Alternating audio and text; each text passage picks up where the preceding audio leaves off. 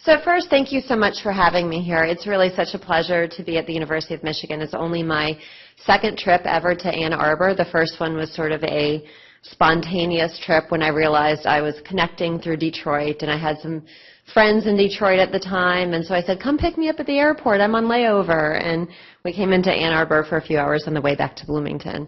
So this is the first time I've gotten to spend some time here and be at the university. And it's my pleasure to talk about the National Survey of Sexual Health and Behavior that my team at Indiana University and I conducted. I'm going to try to get situated here a bit. And I want to start by acknowledging them and just how grateful I am to be working with them. I work with this phenomenal team. We're pretty close-knit. I've been working specifically with Michael Reese for more than a decade, also with Vanessa Schick and Dennis Fortenberry and Brian Dodge on this study, but also on a number of others. We all work together on so many projects, and it's just a great team to be a part of. So none of this would be possible without them. It's really a collaborative project. The funding for the National Survey of Sexual Health and Behavior does come from Church and Dwight. And so they, one of the brands that they have is Trojan, maker of condoms and vibrators and all of that. So certainly they have an interest in some of the product-related questions that we've asked over time. And so there's been a mutually beneficial relationship where they can understand the overall context of sexual behavior, which is, of course, what as sexuality researchers were interested in. And prior to our relationship with them, Michael Reese and I had actually been working to understand consumer sexual behavior around condoms and lubricants and sex toys and so on. So when we met the folks in Church and Dwight, it was really a natural and good-fitting relationship for us. Michael and I first got interested in those sort of consumer products because he had realized, and come back to Bloomington to tell me, when he was out on a trip to D.C., just how often people come into stores like adult bookstores and ask questions of the people who work there about lubricants, about which ones that are, safe to use with condoms, the best vibrators out there, all of these things. So some of the people that are getting most frequently asked questions about sexuality are people who are working in adult bookstores and in home parties and all of that. And, and not always making connections with those of us who are sex educators or therapists or medical providers. So all of this has actually been going on for a long time, and he and I have been working in that space for maybe about 10 or 11 years, and this partnership with Church and Dwight goes back about, I think, 5 or 6 years now. So we believed that a survey about nationally representative data about sexual behavior was important to do because we hadn't had one done in a long time. And for those of you who teach human sexuality or you find yourselves being in a position where you're asked questions about, how common is something like anal sex, for example, the data that we were all working from for a long time was data that were collected in the early 1990s from the University of Chicago study. And anytime you would see things in magazines or newspapers about how common certain things were, we were really working on old data and really working with data that were pre-internet. And so when you think of all of the things that changed since the early 1990s, that changed about contraception, about, access to pornography and sexually explicit materials, about the ways that we talked very publicly about oral sex and other behaviors, it was time for other types of, for newer sort of update to be done. And sex does change, sometimes incrementally and sometimes in big ways. For those of us interested in consumer behavior, even things like 50 Shades of Grey change the types of products that people buy. Anyone who sells sex toys will tell you that they generally can't keep Benoit balls in stock these days. A lot of other things haven't changed so much, but that particular product and the types of things that women and their partners are doing in that way have changed considerably. So our goals with the survey that I'm talking about today were actually kind of piggybacking on some stuff we had done a few years earlier. So when we did this nationally representative survey, it was in 2009, and that was the big update, the first nationally representative study of sexual behavior since the early 1990 studies. And so it had been about 20 years. We didn't know then that we would get a chance to go back to the population and say, let's do another nationally representative study, but as it was, we did. So we collected data in late 2012, and that's what I'm going to be presenting today. We've actually since gone back in 2013, and we're getting ready to do another data collection in 2014. I don't know how long these annual data collections will last, but they are nice opportunities to look at kind of different things that we become interested in each time. So a goal was to have an ongoing assessment to look at some of the stability or the reliability of findings from our 2009 study, but also to focus on a few more specific things. So in previous research we had, for example, looked at sex toy use, specifically vibrators. With a lot of the changing dynamics and advertisements related to lubricants, for example, from Johnson & Johnson and other companies, we were curious what people were doing with these types of products and how common they were being used and why people were using them.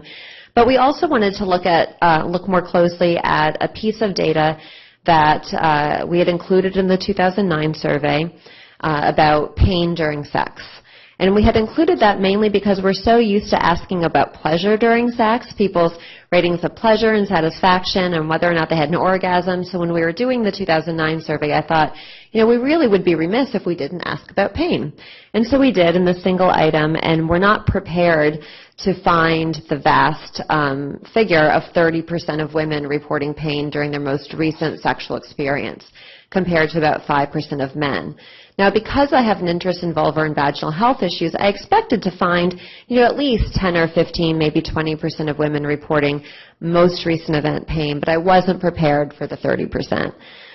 So when the 2012 survey came along, we wanted to do a better job finding out more about the context of that pain. And in part because when the 2009 survey came out, and we had an enormous amount of media attention from it, and one of the writers who we talked to, and some of the articles in her newspaper, which is one of the most famous newspapers around, covered our research. But one of the things that she wanted to do a whole separate article on was pain during sex, and really kind of looking at those figures and talking about it. But when push came to shove, her editor had said to her, "I just don't believe this number. I just don't believe it's really that high, that it's 30%, because if it was, we'd all be talking about this. Women would say, sex hurts, and you would know it because your friends would talk about it and your mother would talk about it and all of that." So the editor thought we must have been picking up a lot of noise with our item, and that we were probably picking up things like back pain or pain from when you're pregnant and then attempting intercourse, but just lots of other stuff, like your knees were hurting and stuff during a certain sex position. So the 2012 survey also gave us the opportunity to really say, okay, are we picking up a lot of noise, or is this genital-related pain? So we used the same methods that we had in the 2009, specifically where we worked with knowledge networks, GfK, so they do a lot of nationally representative polling. That's their specialty. They do presidential polls and do a lot of federally funded work and so on as well. We also, for the first time, had the ability to oversample people who identified as lesbian, gay, or bisexual or transgender, and we'll look at some aspects of those data today, but not a whole lot. And for the first time, because of advances in their polling techniques, we were also able to make the survey available in both English and Spanish. And so there were some households that in every other previous nationally representative study of sexual behavior, which had only been 2, hadn't really been adequately covered. And so that was important to us to be able to do. And the data collected, again, were late in 2012. So we used mostly the measures that we had used in 2009, but with some changes. For example, the follow-up questions related to pain, as well as some of the newer items related to lubricant use that we were focused on. And you can look at more details of the sample in our publications, and we have a couple that have just come out from the 2012 sampling. But it's a nationally representative sample, so that they're tied to census data. They're what you would expect when you look at a nationally representative snapshot of Americans. And just a few sort of introductory slides about this population. I like this slide because it actually reminds me that if you look at a given year in life, that there are many people across all ages that are not having sex. We often so often focus on sexual behavior and people who are sexually active with partners and so on, but there are, at any turn in life, there are people who are also, for whatever reason, not involved because they're not interested, or they can't find a partner, or they're separated from a partner, or their partner's institutionalized or deployed, or they are, and so on. So there's a number of reasons. So there's that, but we're also in great numbers sexually engaged and active throughout the lifespan too. And again, at all ages. It's a developmental experience, right? And so at younger ages and at older ages, there are fewer people engaged in partnered activity, but there's always some level of women and men that are. And for simplicity, I know these are, the numbers and the words are difficult to see, but the red bars are female and the blue bars are male. I also like these. Again, the details aren't important for today, but they show some of the sexual variety that we see. So these are looking at women's sexual behavior in the past 30 days, and this is by orientation. So the red bars are women who are self-identifying as heterosexual. The green is women identifying as lesbian. The purple identifying as bisexual. The blue is the total sample. And from left to right, we're looking at behaviors, self-reported behaviors, such as solo masturbation, partnered masturbation, genital-to-genital rubbing, and like scissoring, for example, oral sex performed on a man, oral sex performed or by a man, oral sex performed on a female, oral sex performed by a female, penile-vaginal intercourse, always one of the most common sexual behaviors along with solo masturbation, and then anal intercourse on the far right. So just thinking that, again, that there's a lot of sexual variety, and same with men here. This is across the lifespan in the 2012 data set, men ages 18 to 91. So again, we've got red heterosexual, green gay, purple bisexual, blue total sample, left to right, solo masturbation, partnered masturbation, genital rubbing and scissoring and so on, oral sex performed to a male from a male, oral sex to a female from a female, penile-vaginal intercourse, and anal intercourse.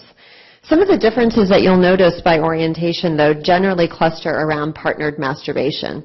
So people who identify as gay or lesbian or bisexual tend to report higher rates of partnered masturbation, and also more so some of the genital-to-genital rubbing activities. Consistent with other research on bisexual identified women, and I'm going to go back here a little bit too, we also see higher rates of solo masturbation, partnered masturbation, genital rubbing, oral sex performed on men, penile-vaginal intercourse, anal intercourse. That tends to be consistent with quite a lot of literature that makes the effort to break out women who identify as lesbian from women who identify as bisexual and heterosexual, rather than clumping non-heterosexual women together, as some people do for numbers reasons, but meaning-wise, it's pretty different. So speaking of sexual orientation and behavior, a lot of people often talk about how sexual orientation, self-identified orientation and behavior just don't line up. And over the lifetime, that tends to be true, right? I mean, people just sort of, try different things, they explore, they experiment, they fall in love, they fall in lust, all of these different things happen. But when you look at the past year, people's self-identified orientation and behavior line up very well, actually. So specifically looking at gay-identified men's sexual partners in the past year, we see the blue line is for gay-identified men who only had male sex partners in the past year.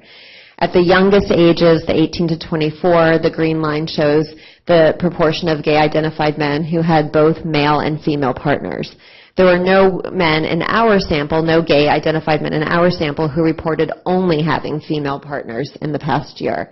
And so the bulk of the ones, if they're not falling into only male partners, is just because they're not sexually active with anyone in the past year.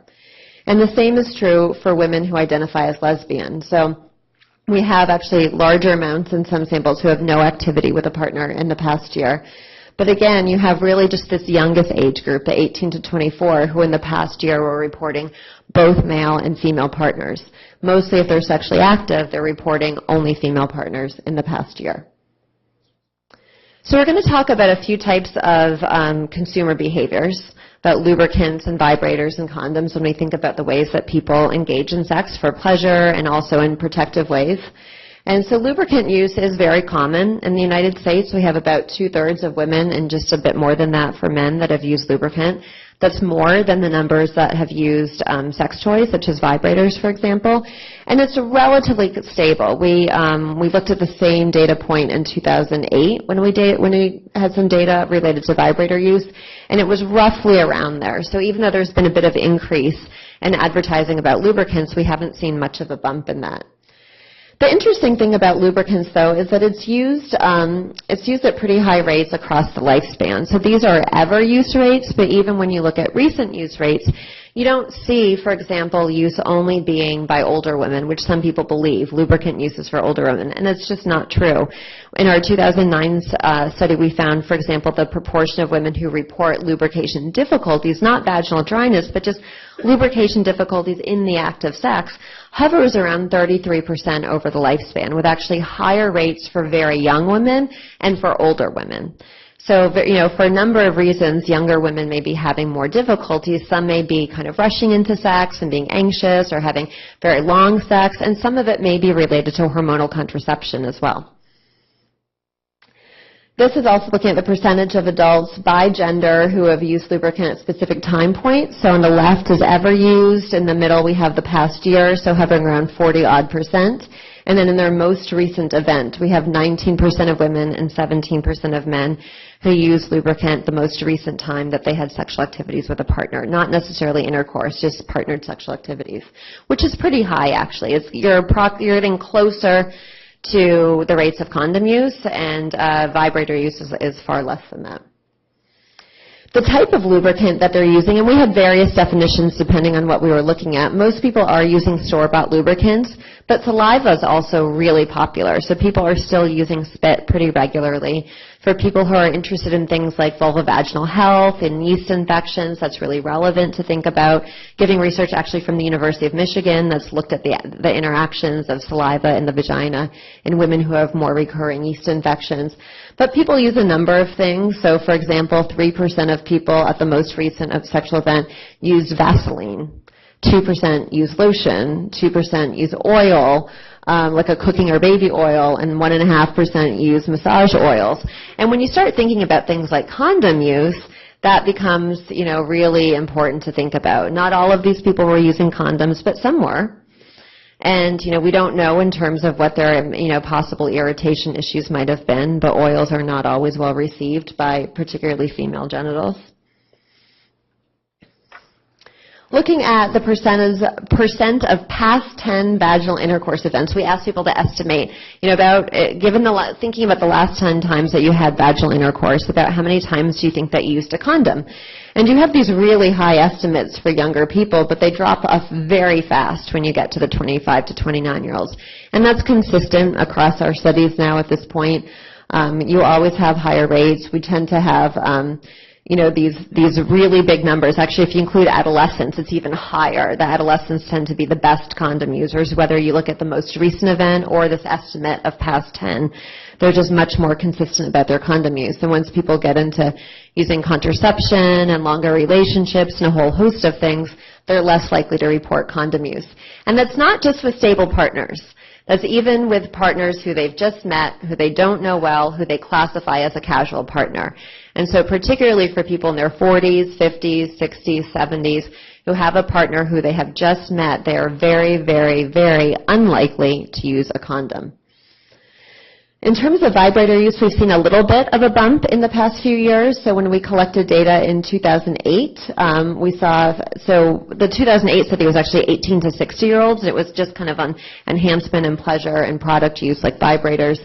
And we had found that 52.5% of women and about 45% of men had reported that they had ever used a vibrator. So if we restrict our current sample to that same age group for comparison, we see a slight increase. So actually 55.4% of women and 47.3% of men reporting having ever used vibrators. So definitely since 2008, for those of you familiar with the market, a number of products have come out. And not only products, and different kinds of products like couples products, the first couples intercourse vibrators ever came out in 2008. In 2009. That's when you started to see the trickle onto the market. And, it's also around that time, 2008, 9, 10, when you started seeing them in CVS and Duane Reade and Walmart and, places where you didn't have to go to an adult bookstore, you didn't have to order online. You could just buy a vibrator in very common places. Now, they tend not to have much of a selection in those places, if you've checked it out. Often they're vibrating condom rings and little ones that slip over your finger, but some of them are actually getting bigger and to approximate other ones that you would see in adult bookstores now. But that's happening more slowly. So here's one of the pieces that I'm most interested in, which is these reports that I mentioned earlier of pain during intercourse and our attempts to dive a little bit deeper into this during the 2012 data set. So for this time, we actually got to ask more specifically about the vaginal intercourse versus the anal intercourse. And again, on average, across the lifespan, it's around 30% of women that still reported pain during their most recent vaginal intercourse event. So that number stayed pretty stable from the 2009 to the 2012 data set. The men's number was also relatively stable. It went up by about 1%, so it was around 6-something% total. So you can see their reports. This is all pain. This is of any severity level. Most people's reports of pain during vaginal intercourse were mild, when we asked sort of mild, moderate, severe, and most of them were very, very brief in duration. These are the rates of anal intercourse. Now, unfortunately, I just had a chart trouble, and the top line wouldn't go away, and it's 120%, so disregard that. So know that that second line that is reached repeatedly is 100%. So on the far left, we've got those 18 to 24-year-old women who 100% who had anal sex the most recent time that they had sex reported pain. And same with the women in their 30s and the women who in their 70s reported having anal sex at their most recent event. Now, these are smaller ends. You know, they're much smaller than the number of people who are reporting vaginal intercourse at their most recent event. So there may be less stability in that over time, and it's something that we'll have to look at. But these are really, to me, really striking figures, right? We still have, whether you're looking at vaginal intercourse, where the second bar, the highest rate we're getting, which is 35% in an age group like 25 to 29-year-olds. Here, 100% in several age groups. They're striking numbers about women's experiences of pain. And I think, you know, even though they're not always extreme amounts of pain, they're not always lasting long amounts of time, it does tell you a little bit more of the story about how women experience sexuality. And when we have this larger dialogue about things like desire, I don't think you can really talk about women's desire without understanding that, you know, it's a different kind of roll of the dice for women when they decide whether or not they're going to have sex tonight before they go to bed or to start the day, for example. It's a different kind of roll of the dice. Your odds of experiencing some type of pain are just different. And you have to wonder how that goes into people's decision-making, where they're thinking, yeah, I mean, of course, I love my partner. I'm kind of turned on, but, you know, it's got to be different, especially over time. So, as I mentioned, for vaginal intercourse, most of the reports were mild, were relatively short-lasting. For anal intercourse, we had far more that women reported as moderate to extremely painful. And even though most were relatively short-lived, we did have 10% of women who said that the pain from anal intercourse lasted for longer than an hour. So that's a different experience of pain than we had for vaginal. The vast majority of these experiences of pain were not experienced pleasurably.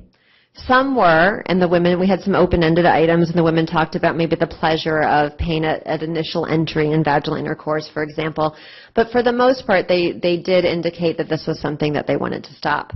So, and to address that editor's question about, you know, is this just back and knee pain? No, it turns out it's not, and I'm sure that doesn't surprise many of you. So we got pretty specific about asking them where it was. And we found that for men, a lot of the pain was sort of in or on their penis or scrotum. And for the women, you had most of them, they could check more than one, by the way, inside the vagina, 37%, at the vaginal entrance, 37.5%. About 18% said deep inside the vagina or around the cervix. 7% of it was vulvar pain. 15% of the women said, I'm not sure, kind of, you know, the pelvic, abdominal area generally, which was also true for 1/5 of the men who said about, you know, they were sort of unsure, but it was the pelvic or abdominal area.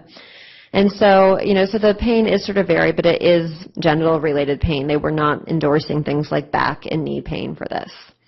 So we also asked them what they did. You know, did they change in response to the pain? Did they change sex positions? Did they add lubricant? Did they stop having sex? Did they call or go to see a healthcare provider, take a pill, apply a cream or ointment? Nothing, or they could write in what they did if they did some other kind of thing. And most people are changing sex positions to address the pain or adding some lubricant. So about 1/5 of men and 29% of women said that they added lubricant. More than 1/3 of men and 1/4 of women change sex positions. But mostly they just say they're doing nothing. 56.5% of men and almost half of women. And remember, a lot of this, especially, this is the vaginal intercourse one because we had a bigger N to look at. With, with most of this, it is relatively mild. It is relatively fleeting, so they're not in need of calling a healthcare provider and so on. One woman said that it would have taken her long to tell her partner and do something about it than to just wait for sex to be over. So there's that too. Sometimes sex doesn't last all that long.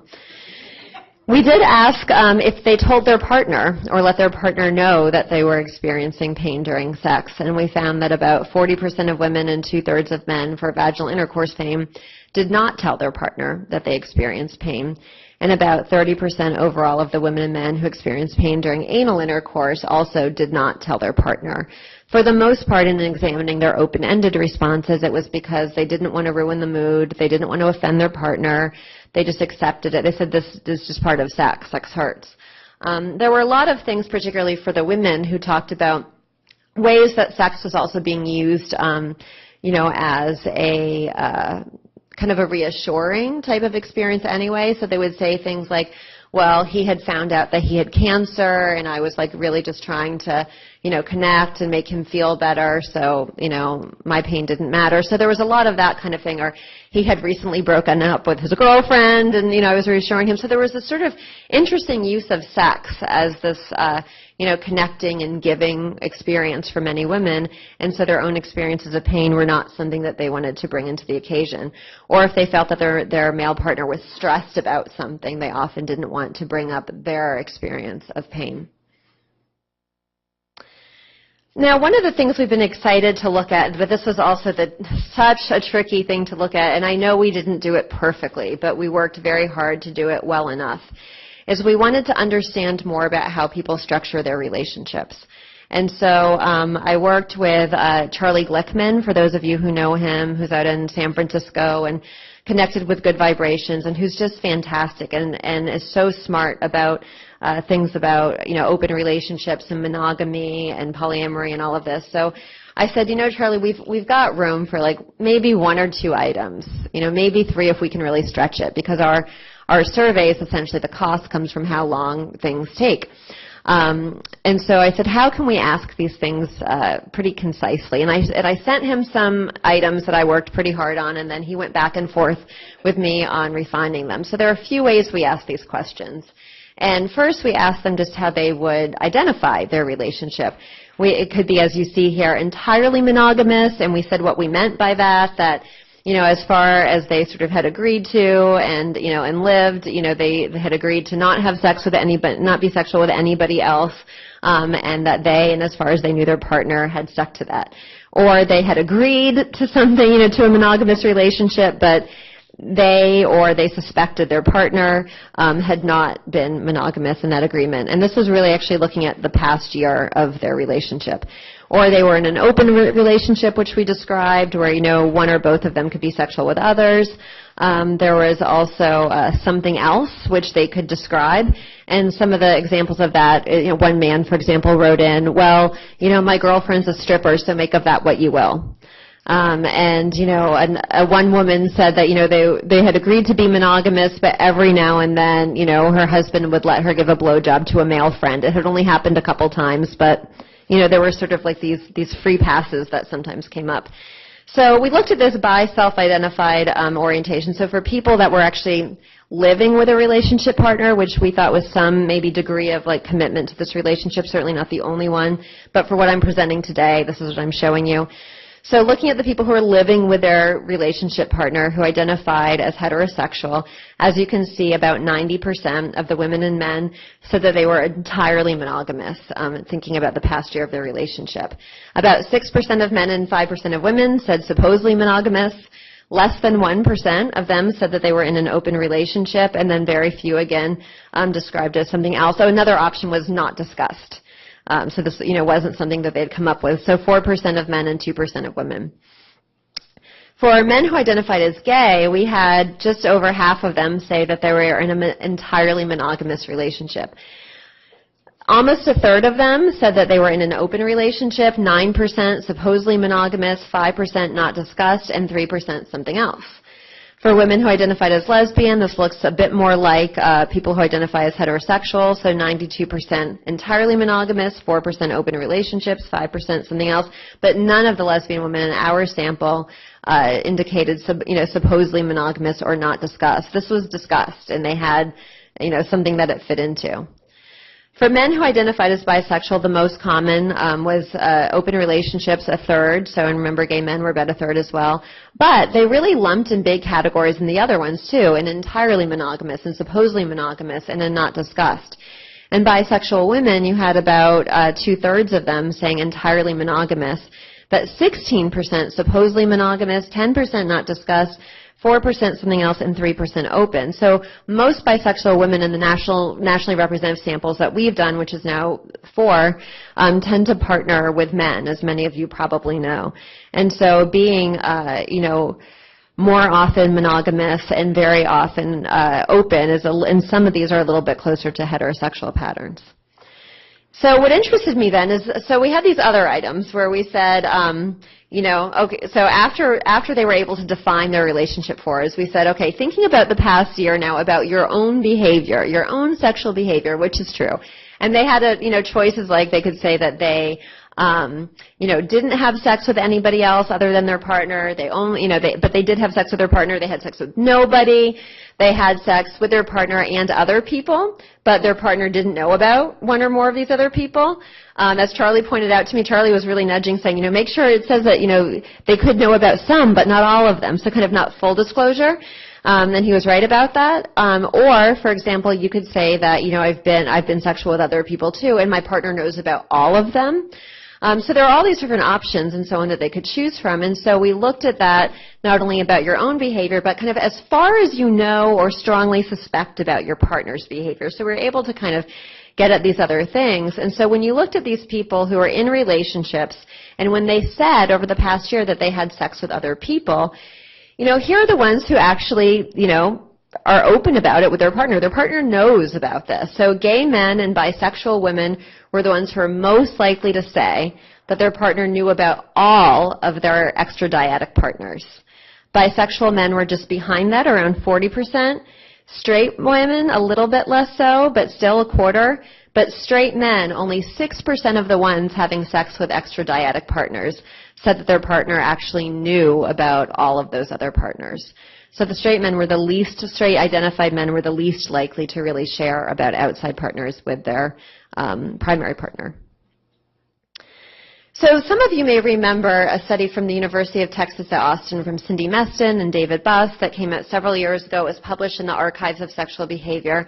And it got a lot of attention. It was in the New York Times, and it was called, the paper itself was called Why Humans Have Sex.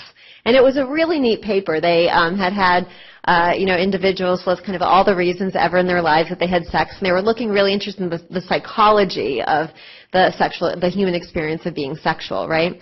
And that was a great paper, and I loved reading it, but ultimately it was about why college students have sex from my perspective, because it was a sample of college students in Texas.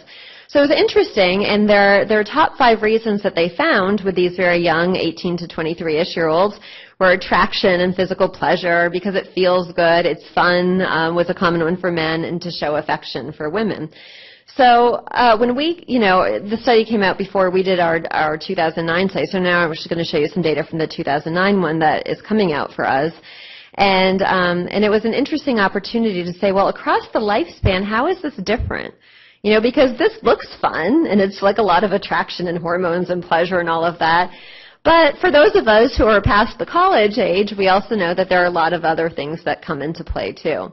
So we asked, and we had these thousands of people give us the reasons for that most recent time that they had sex. Why now? And all of those reasons that they listed, that the young people listed, came up. But love for us, once you get past 23 too, love is one of the most common ones. Not as common in college, but much more common past 23. And wanted to were also among the most common, just kind of, well, I wanted to. I don't need a reason. There were some age differences, so, you don't see a lot of things in the college sample about things like, well, the kids were at a sleepover party, or my in-laws left after being here for 10 days. But we saw those. Our 2009 data collection occurred in February and March, and so we saw a lot of Valentine's Day sex, because that had been a recent time when people would have possibly the last time that they had sex. There were also a lot of birthdays and anniversaries, so people who are having, that was the most recent time that they had sex, and for some people that was 3 or 4 months ago, if it was Christmas sex, for example. The youngest group in our sample were the most likely to report fun as a reason for their most recent sexual experience, and our oldest participants were the most likely to say mutual desire. So some of the younger ones talked about their own desire, but our older participants were more likely to say, we desired each other.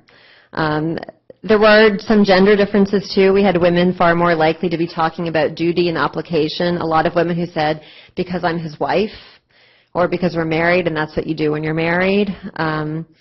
Attraction was an interesting one because you had a lot of men who talked about how hot their partner was, whether it was a male or female partner. Like, because, one man talked about being in the shower after, he was working at the gym and then being in the showers, and he said something about, just like how hot this other man was in the shower, and he's like, and so we feasted. It was this very sort of like hungry, fantastic response, and a lot of men also talked about, because I have a hot wife, or my wife has an awesome ass, like all these, just like she's desirous, he's desirous, and they're desirable people.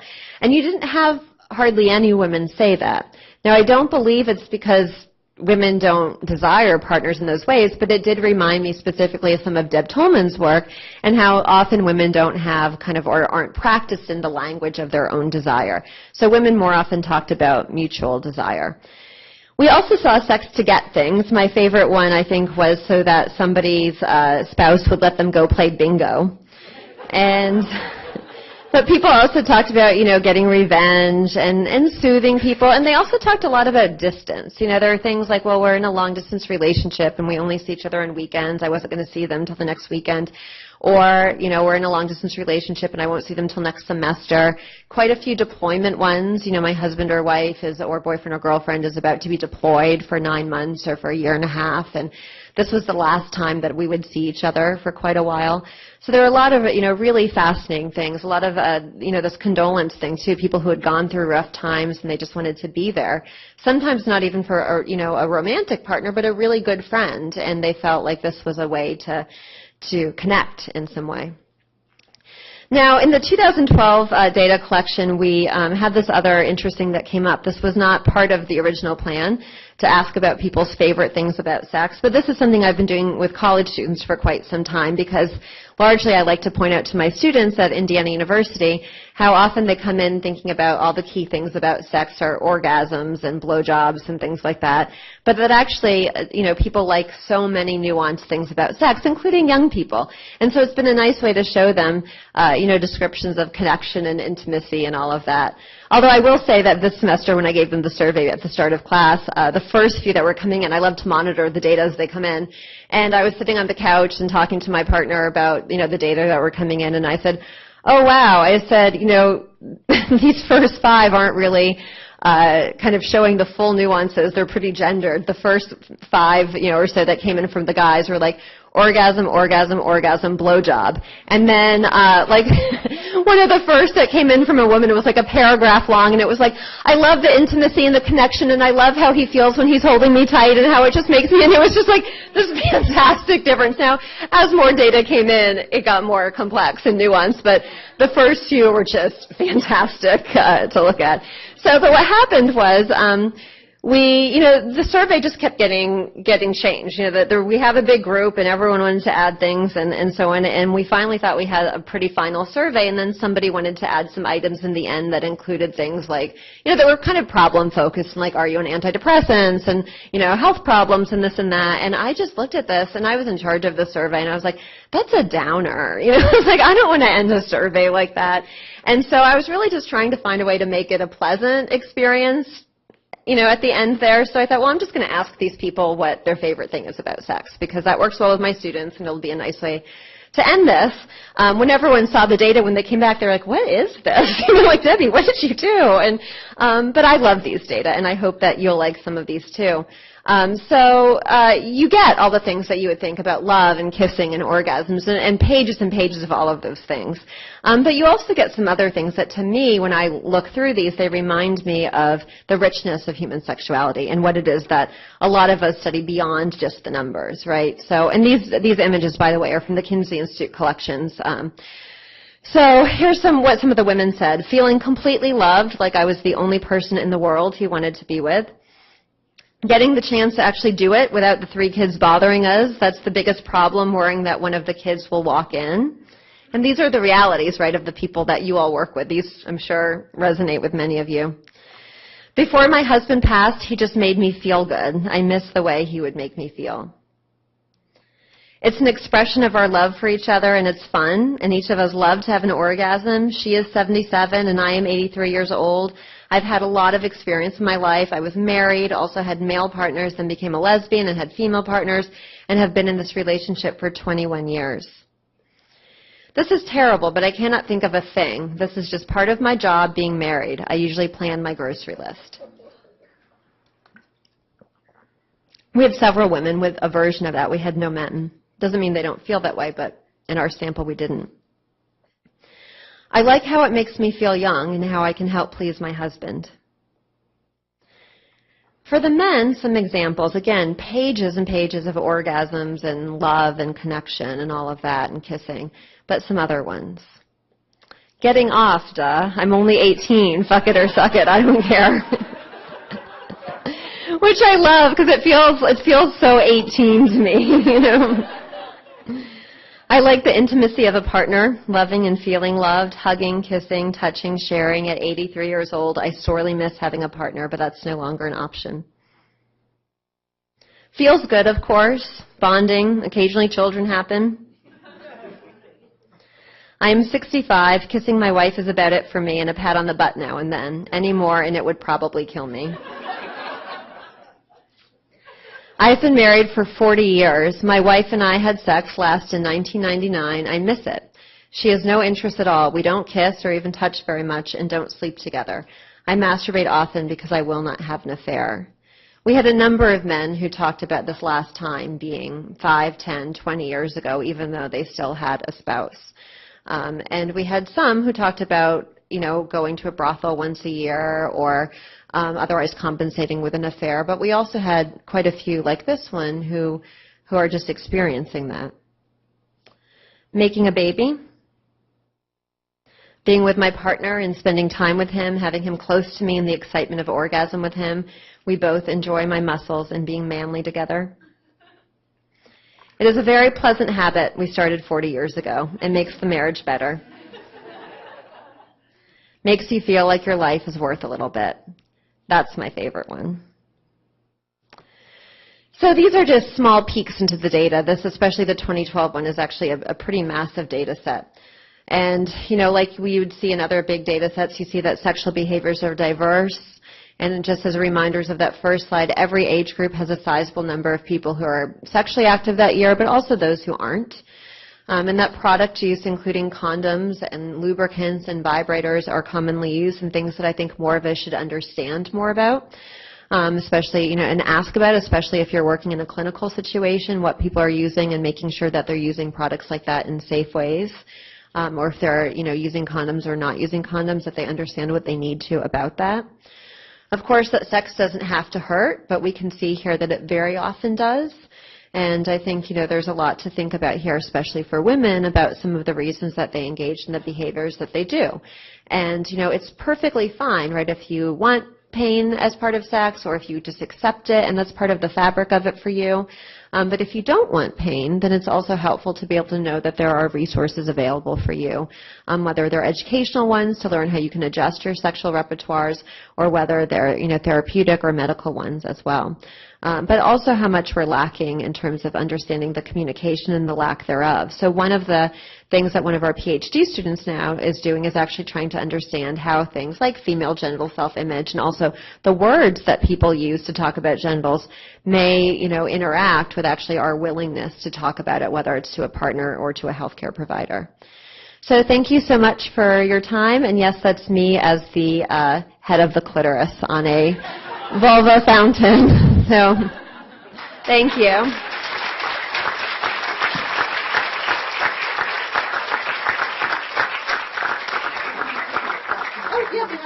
Does anyone have any questions or other curiosity about other parts of the data set, et cetera? Yes. Anything in the data set to distinguish between consensual and non-consensual sexual activity? Not in this one, but in the next one. We struggled with it a lot. And we couldn't find a very good way to do it in this one because of so many of the other things that we were asking about. The hard thing with a nationally represented data set is or at least I feel like I also still want to be careful and conscientious of how you work with your participants. And so with these nationally representative ones, you're not face-to-face. You've got to breeze through relatively quickly, so they're often around 20 minutes or so. And so we had some items in at one point, but we felt like it was a drive-by. We felt like it was like, kind of collecting data which benefited us to learn, but it was kind of, we didn't know sort of what trigger effect we would have there. And then suddenly we're on to asking questions about like orgasm. And that just didn't feel right. It doesn't feel right to not collect data on it either. So we try to leave spaces for open-ended ones where we can if people want to talk about it. In the reasons, there were some people who talked about being coerced. No one used rape specifically, but they talked about things that sounded like it or being pressured. And I'm hoping that in this summer data collection we can do a bit of a better job about that. Yeah. Yes. Do you use any validated measures, or is there a way to validate the questions? Yeah, so some of the items that we used in the past have been sets of measures. For example, in one of the nationally representative ones, we used the Female Sexual Function Index and the IAF. We've used the female genital self-image scale, the male genital self-image scale. These pain items that we've used, we validated in previous studies, and they're also based off like very kind of standard pain measures that you use with like the mild, moderate, severe, and the certain duration categories. And others we've really just kind of validated through our own follow-up, and you see the stability of the numbers and so on. And some others we're just trying, and hopefully we'll see how they pan out over time. So it's a mix. Mm-hmm. Yes.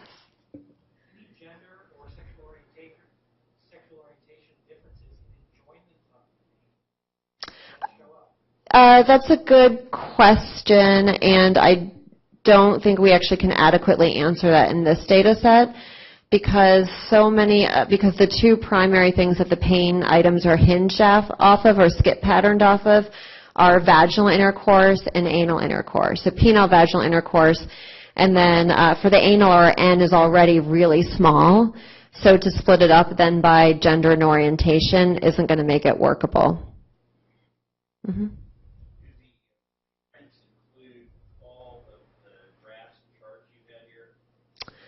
No, this is so when I say reprints, I mean the articles that we have. So we've published, I think so far from the two studies, maybe 14, 15 papers, which have a number of graphs and tables far more than are here that we can send out. So they'll be published papers, and we have a few more coming out soon. So no, it's not, but it is on the internet. I love this picture. I was at a fountain in Havana, Cuba, and I found that there was in the guidebook they talked about this amazing fountain, and I was there with a bunch of people who all were like, wanted to go to tobacco farms and do all these other things that you do when you're in Cuba, and we were doing all the things they wanted to do, the beaches, the tobacco farm. I was like, I just want to go see the vulva fountain. This is the only thing that I wanted to do on the trip, and we finally did it. But none of the fountains had water in it, so it would have been great to see water coming out of this. Yeah. Yes. I have two questions. One is about how I noticed in some numbers that the rates of certain behaviors and experiences with bisexual population were different. So I was curious if you specified what counts as bisexual, or was that a self-selected identifier? And I don't remember the other one right now. So Yeah, so sexual orientation is self-identified, so it's how you identify. The interesting thing about especially the bisexual identification is that, so what happens is that, the company, Knowledge Networks, does these annual updates on kind of background variables. So once a year they ask people like how many, kids under 2 do you have in your household, or about various health conditions. So they just have this massive panel of many thousands of Americans to choose from for any study to get the population that you need. And so they do have a self-identified sexual orientation item that's very similarly worded to ours. When we did this 2012 data collection, we did contract for an oversample of LGBT individuals. And then when we got our data sample, we didn't quite have as many numbers as we had asked for. So we had to figure out what went wrong. And interestingly, the bisexual identification sort of varied from their item to ours, and meaning not really based on the item, but over the time period of the past year. So if you were gay, if you identified gay to them sometime in the past year, you almost always said that you were gay when we asked you. And if you identified as lesbian, then you almost always identified lesbian. If you identified as heterosexual to them, but bisexual sort of moved in and out. And so, and we know that this happens with orientation as much, but it doesn't happen as much, at least in a 1-year time period, with gay, lesbian, or heterosexual. And so now another way to look at we have another item that looks at who you've had sex with in the past year. So men only, men and women only. I mean, you could take a behaviorally bisexual approach if you wanted to. What you're seeing here with these breakouts are a self-identified orientation.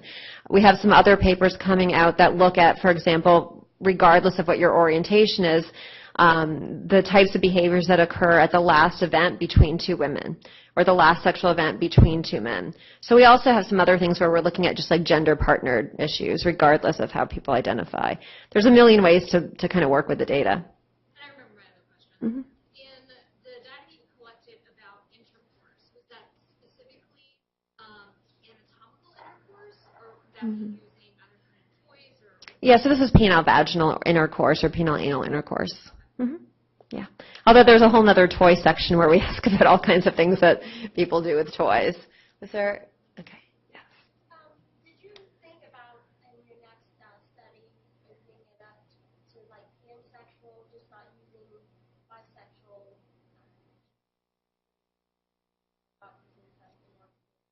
Yeah, people can also describe how they consider their own orientation in the same item. So they don't have to use one of the sort of given labels that we provide. Mm-hmm. Yeah. Yes.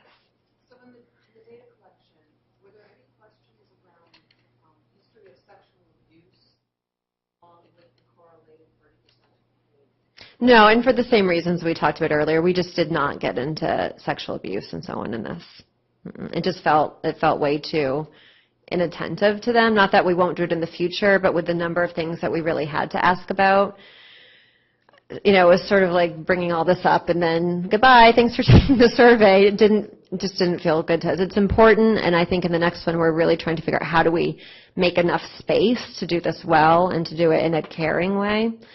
But in the existing one, we were super crammed for space. This was probably our most packed survey with number of items that we've done so far. Yeah, I'm hoping we can do it actually in the summer one. One of the areas that I've been getting more and more into has to do with sexual assault and bystander intervention, and there are other people on our team who have related but different interests in that. So it's not that it's not interesting. I think it's more that it is interesting to us, and we want to do it well. And just really with a lot of care for the people who are on the other end of the, computer taking the survey. So, yes. You suggested that the cost is related to how long it takes people to answer the entire battery of questions, and I'm wondering, how long does it take?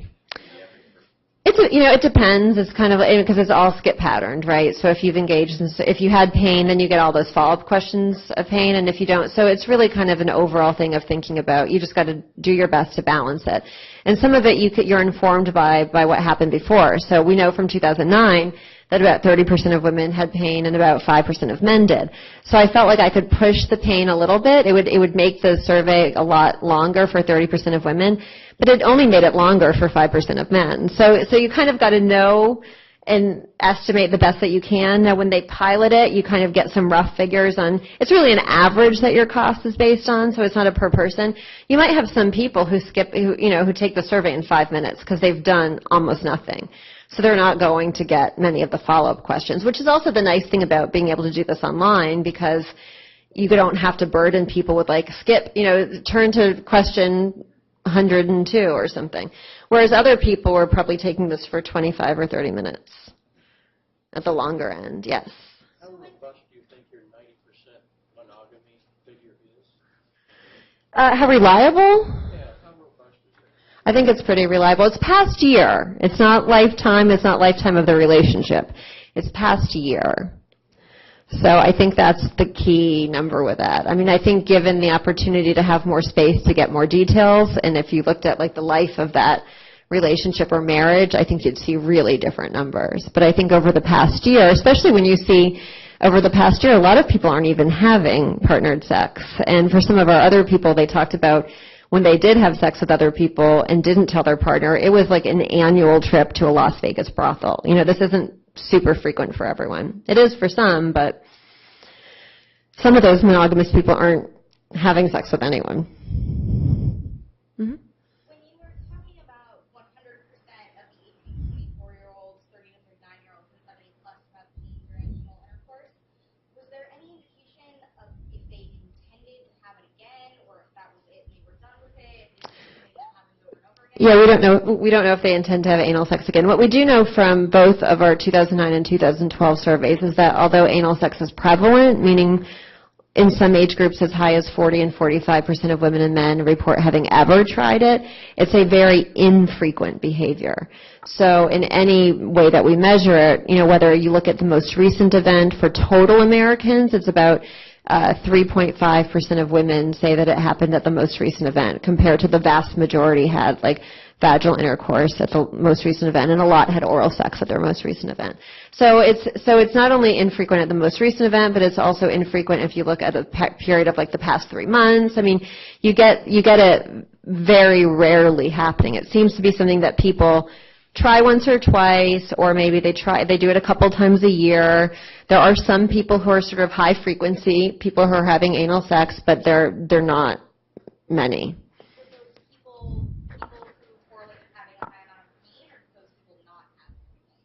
I don't think we have the ability to look at that in this sample. I think we have a lot of our frequency data comes from 2009, where we don't have the detail on the pain. We just know if they had pain. Yes?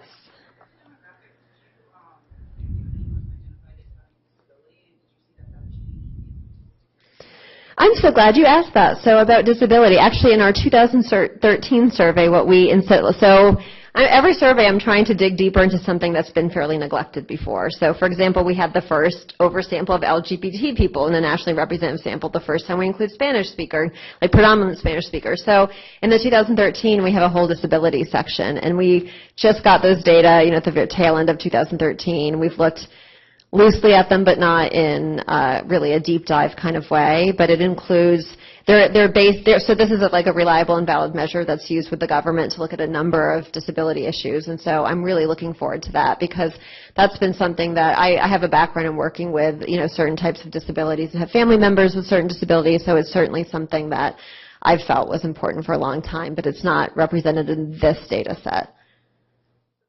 Mm-hmm.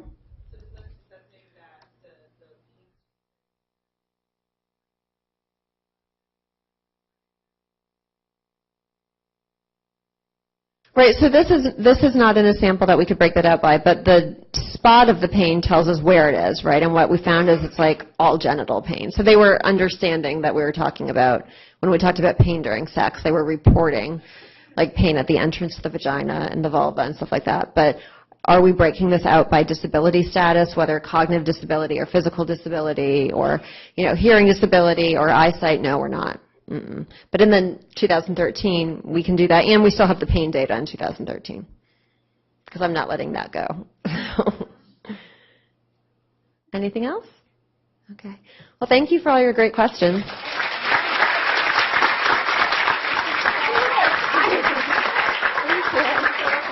you. everyone, please feel free to go back. We have cookies and coffee and tea and things at the back. So please enjoy and get to know each other. It's just delightful to have you all here. Thank you again, and thank you, Debbie, very much. Thank you.